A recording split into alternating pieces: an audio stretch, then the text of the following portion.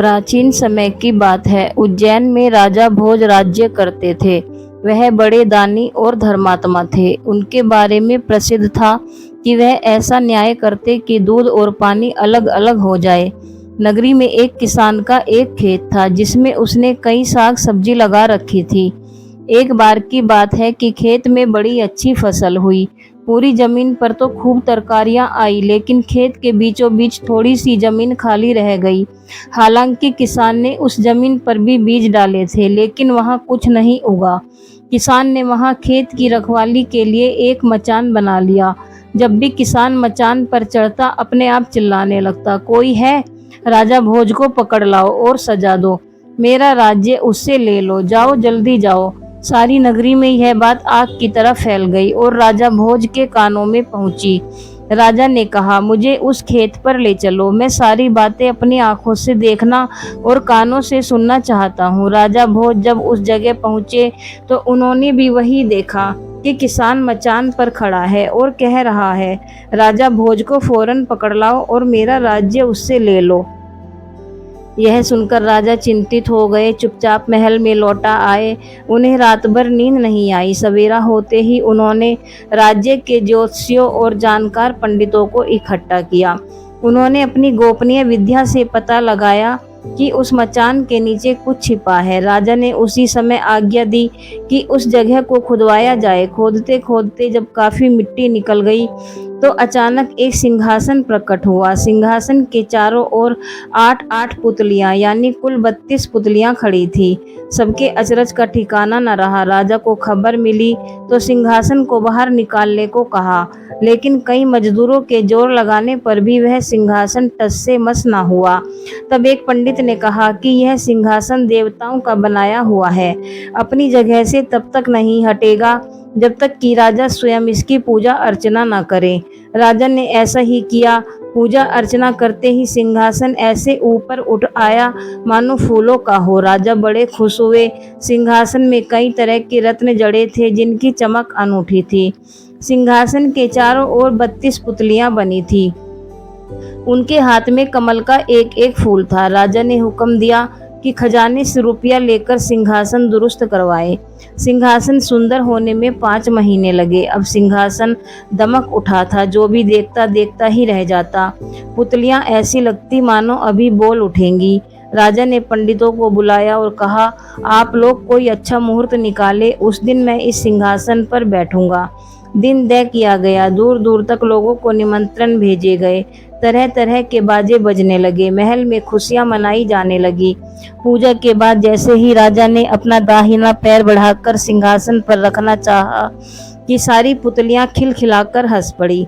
लोगों को बड़ा अचंभा हुआ कि यह बेजान पुतलियां कैसे हंस पड़ी।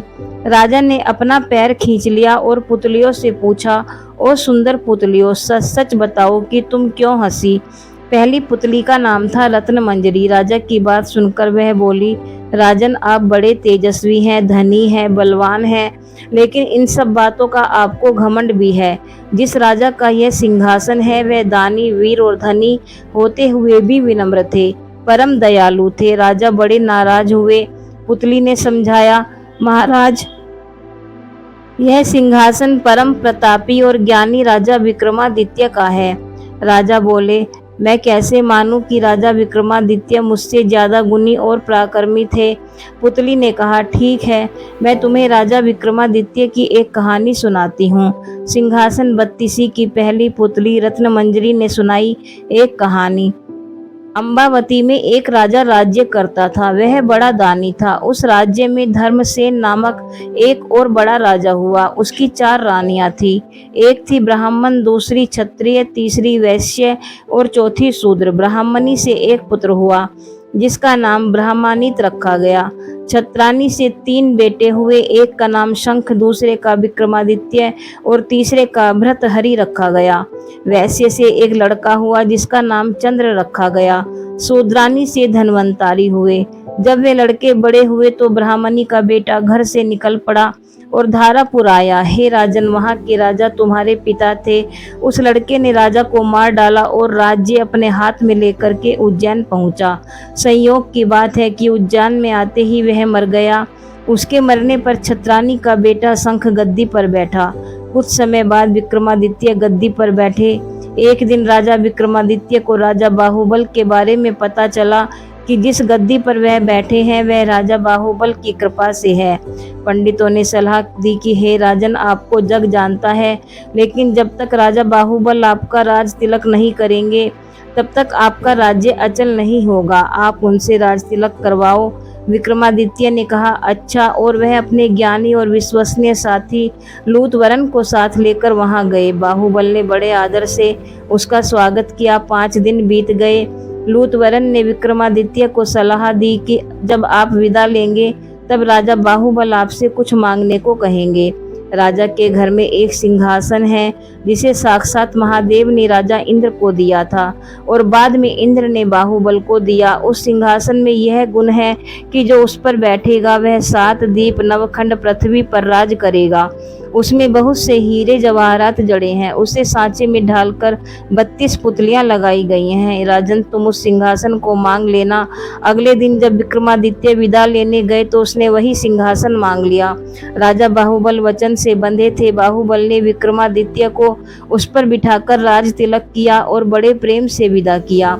राजा विक्रमादित्य ने लौटते ही सभा की और पंडितों को बुलाकर कहा, मैं एक अनुष्ठान करना चाहता हूँ। आप देखकर बताएं कि मैं इसके योग्य हूँ या नहीं।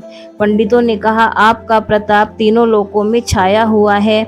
आपका कोई बैरी नहीं। जो करना हो कीजिए। अपने खानदान के सब लोगों को बुलाइए। 1.25 लाख कन्यादान और 1.25 लाख गायें दान कीजिए। ब्राह्मणों को धन दीजिए। जमींदारों का 1 साल का लगान माफ कर दीजिए। इतना कहकर पुतली रत्नमंजरी बोली, हे राजन, आपने अगर कभी ऐसा दान किया है तो सिंहासन पर अवश्य बैठें। पुतली की बात सुनकर राजा भोज निराश हो गए। आज का दिन तो गया, अब तैयारी करो, कल सिंहासन पर बैठेंगे। इस तरह सिंहासन बत्तीसी की पहली पुतली ने राजा भोज को नहीं बैठने दिया और अगले दिन दूसरी पुतली चित्रलेखा ने सुनाई राजा विक्रमादित्य की कहानी। अगले दिन जैसे ही राजा भोज ने सिंहासन पर बैठना चाहा तो दूसरी पुतली बोली, जो राजा विक्रमादित्य जैसा गुणी हो, पराक्रमी हो, यशस्वी हो, वही बैठ सकता है इस सिंहासन पर। राजा ने पूछा, विक्रमादित्य में क्या गुण थे? पुतली चित्रलेखा ने कहा, सुनो। एक बार राजा विक्रमादित्य की इच्छा योग साधने की हुई। अपना राजपाट अपने छोटे भाई भर्तृहरि को सौंपकर अंग में भभूत लगाकर जंगल में चले गए। उसी जंगल में एक ब्राह्मण तपस्या कर रहा था।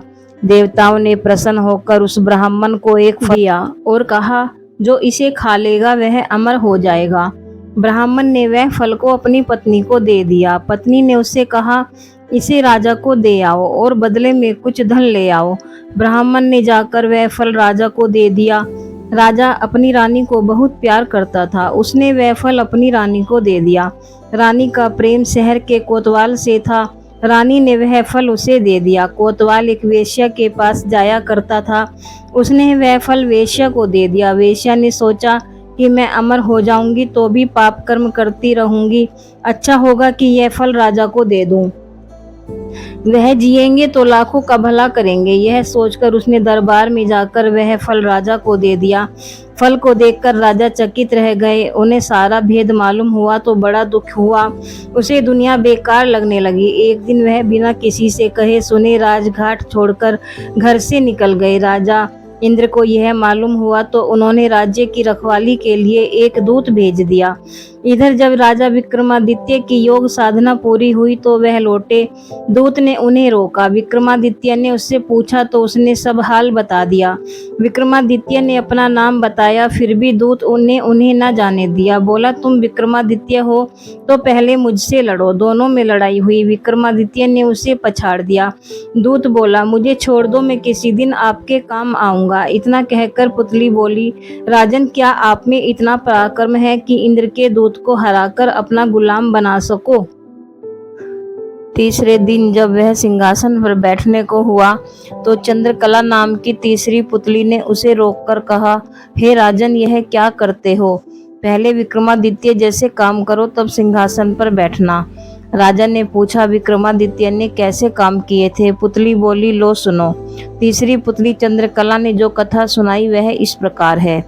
एक बार पुरुषार्थ और भाग्य में इस बात पर ठन गई कि कौन बड़ा है। पुरुषार्थ कहता कि बगैर मेहनत के कुछ भी संभव नहीं है, जबकि भाग्य का मानना था कि जिसको जो भी मिलता है भाग्य से मिलता है, परिश्रम की कोई भूमिका नहीं होती है। उनके विवाद ने ऐसा उग्र रूप ग्रहण कर लिया कि दोनों को देवराज इंद्र के पास जाना पड़ा। झगड़ा बहुत ही पेचीदा था, इसलिए इंद्र भी चकरा गए। पुरुषार्थ को वे नहीं मानते जिन्हें भाग्य से ही सब कुछ प्राप्त हो चुका था। दूसरी तरफ अगर भाग्य को बड़ा बताते तो पुरुषार्थ उनका उदाहरण प्रस्तुत करता जिन्होंने मेहनत से सब कुछ अर्जित किया था। इंद्र असमंजस में पड़ गए और किसी निष्कर्ष पर नहीं पहुंचे। काफी सोचने के बाद उन्हें विक्रमादित्य की याद आई। उन्हें लगा सारे विश्व में इस झगड़े का समाधान सिर्फ वही कर सकते हैं। उन्होंने पुरुषार्थ और भाग्य को विक्रमादित्य के पास जाने के लिए कहा। पुरुषार्थ और भाग्य मानव वेश में विक्रमादित्य के पास चल पड़े। विक्रमादित्य को भी झगड़े का तुरंत कोई समाधान नहीं सूझा। उन्होंने दोनों से 6 महीने बाद आने को कहा। जब वे चले गए तो विक्रमादित्य ने काफी सोचा। समाधान के लिए वे सामान्य जनता के बीच वेश बदलकर घूमने लगे। काफी घूमने के बाद भी जब कोई संतोषजनक हल नहीं खोज पाए तो दूसरे राज्यों में भी घूमने का निर्णय किया। काफी भटकने के बाद भी जब कोई समाधान नहीं निकला तो उन्होंने एक व्यापारी के यहाँ नौकरी कर ली। व्यापारी ने उन्हें नौकरी उनके यह कहने पर दी कि जो काम दूसरे नहीं कर सकते हैं वे कर देंगे। कुछ दिनों बाद वह व्यापारी जहाज पर अपना माल लादकर दूसरे देशों में व्यापार करने के लिए समुद्री रास्ते से चल पड़ा। अन्य नौकरों के अलावा उसके साथ विक्रमादित्य भी थे। जहाज कुछ ही दूर गया होगा कि भयानक तूफान आ गया। जहाज पर सवार लोगों में भय और हताशा की लहर दौड़ गई। किसी तरह जहाज एक टापू के पास आया और वहां लंगर डाल दिया गया। जब तूफान समाप्त हुआ तो लंगर उठाया जाने लगा, मगर लंगर किसी के उठाए ना उठा। अब व्यापारी को याद आया कि विक्रमादित्य ने यह कहकर नौकरी ली थी कि जो कोई ना कर सकेगा वे कर देंगे। उसने विक्रम से लंगर उठाने को कहा। लंगर उनसे आसानी से उठ गया। लंगर उठते ही जहाज तेज गति से बढ़ गया, लेकिन टापू पर विक्रमादित्य छूट गए। उनकी समझ में नहीं आया कि क्या किया जाए। द्वीप पर घूमने फिरने चल पड़े। नगर के द्वार पर एक पट्टिका टंगी थी जिस पर लिखा था कि वहां की राजकुमारी का विवाह पराक्रमी विक्रमादित्य से ही होगा। वे चलते चलते महल तक पहुंचे। राजकुमारी उनका परिचय पाकर खुश हुई और दोनों का विवाह हो गया। कुछ समय बाद वे कुछ सेवकों को साथ ले वहां अपने राज्य की ओर चल पड़े। रास्ते में विश्राम के लिए जहां डेरा डाला वहीं एक सन्यासी से उनकी भेंट हुई। सन्यासी ने उन्हें एक माला और एक छड़ी दी।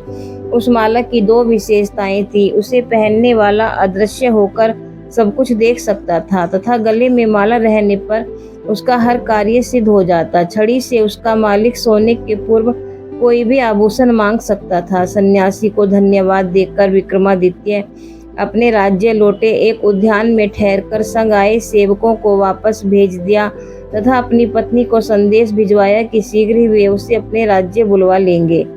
उद्यान में ही उनकी भेंट एक ब्राह्मण और एक भाट से हुई। वे दोनों काफी समय से उस उद्यान की देखभाल कर रहे थे। उन्हें आशा थी कि उनके राजा कभी उनकी सुध लेंगे तथा उनकी विपन्नता को दूर करेंगे। विक्रमादित्य पसीज गए। उन्होंने सन्यासी वाली माला भाट को तथा छड़ी ब्राह्मण को दे दी। ऐसी अमूल्य चीजें पाकर दोनों धन्य हुए और विक्रम का गुणगान करते हुए चले गए। विक्रम राज दरबार में पहुंचकर अपने कार्य में संलग्न हो गए। 6 मास की अवधि पूरी हुई तो पुरुषार्थ तथा भाग्य अपने फैसले के लिए उनके पास आए। विक्रमादित्य ने फैसला दिया कि भाग्य और पुरुषार्थ एक दूसरे के पूरक हैं। उन्हें छड़ी और माला का उदाहरण याद आया। जो छड़ी और माला उन्हें भाग्य से सन्यासी से प्राप्त हुई थी, उन्हें ब्राह्मण और भाट ने पुरुषार्थ से प्राप्त किया। पुरुषार्थ और भाग्य पूरी तरह संतुष्ट होकर वहां से चले गए। कहानी सुनाकर पुतली बोली, बोलो राजा, क्या आप में है ऐसी न्यायप्रिय फैसला देने की दक्षता और अमूल्य वस्तुएं दान में देने का हृदय और सामर्थ्य। राजा फिर सोच में पड़ गए और तीसरे दिन भी सिंहासन पर नहीं बैठ सके। चौथे दिन चौथी पुतली काम कंदला ने सुनाई विक्रमादित्य की दानवीरता की कथा।